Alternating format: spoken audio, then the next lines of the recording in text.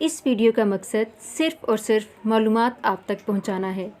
नाम की शख्सियात पर गहरे असरात मुरतब होते हैं और हमने इन असरात को मद्देनज़र रख कर मालूमात इकट्ठी की हैं और ये मालूमात मुशाहिदात और तजर्बात की बिना पर ली गई हैं। इस वीडियो का मकसद हरगिज़ किसी की दिल आज़ारी करना नहीं है।